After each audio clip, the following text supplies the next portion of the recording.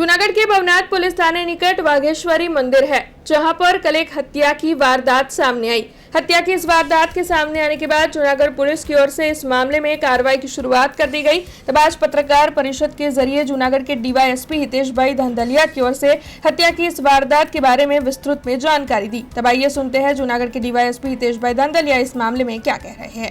रात्रे Bhavnath police station विस्ताરમાં આવેલા વાઘેશ્વરી મંદિરના ગેટની બહાર એક જે બનાવ બનેલો, જેમાં ફરિયાદી રમેશભાઈ જીવાભાઈ મકવાણા ફરિયાદ આપેલ કે તેમના નાના ભાઈ ભરતભાઈ જીવાભાઈ મકવાણા જે છેલ્લા 12 વર્ષથી ભવનાથમાં સાધુ બની અને રહેતા હોય અને ગઈકાલે તેમને ફોન આવેલો, આથી તેઓ હોસ્પિટલ ગયેલા અને ત્યાં તેમને છે એ જાણવા મળેલું કે તેમના ભાઈ જે આ ભરતભાઈ છે તેમના શરીરે ગંભીર ઈજાઓ પહોંચાડી લોહી લુહાણ કરેલ અને મરણ ગયેલા હોય।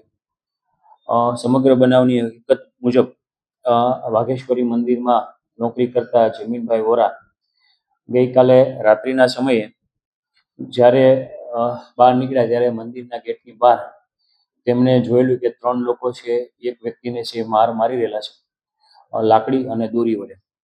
આથી તેમને માર મારવા માટે ના પાડેલી, રોકેલા, પરંતુ આ રોકાયેલા નહીં। તેથી આ જમીનભાઈ છે 112 અને પેરેલલ 108 ને કોલ કરેલો। થોડા સમયમાં આ બંને વ્હીકલ ત્યાં આવેલા।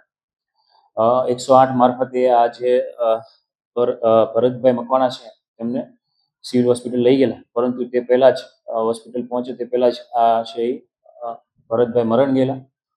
સાથે સાથે 112 ની ટીમ પણ ત્યાં પહોંચેલી અને આ જે પિયાગો રિક્ષા GJ11 છે 9774 પણ આ જે મૃતક છે તેની સાથે સાથે civil hospital પહોંચેલી।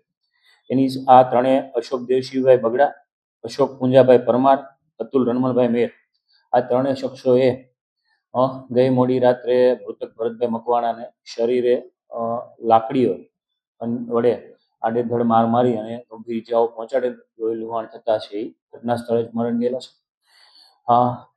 Bhavnath police station દ્વારા હત્યાના બનાવનો ગુનો દાખલ કરવામાં આવેલો છે તથા આ ત્રણેય આરોપીને છે એ ઘટના સ્થળેથી જ પોલીસ દ્વારા છે એ રાઉન્ડ અપ કરવામાં આવેલા છે અને આગળની તપાસ છે ભવનાથ પીએ દ્વારા ચલાવી રહેલ છે। हमसे जुड़े रहने के लिए हमारे YouTube चैनल को सब्सक्राइब करें और नई वीडियो की नोटिफिकेशन के लिए बेल आइकॉन को दबाएं।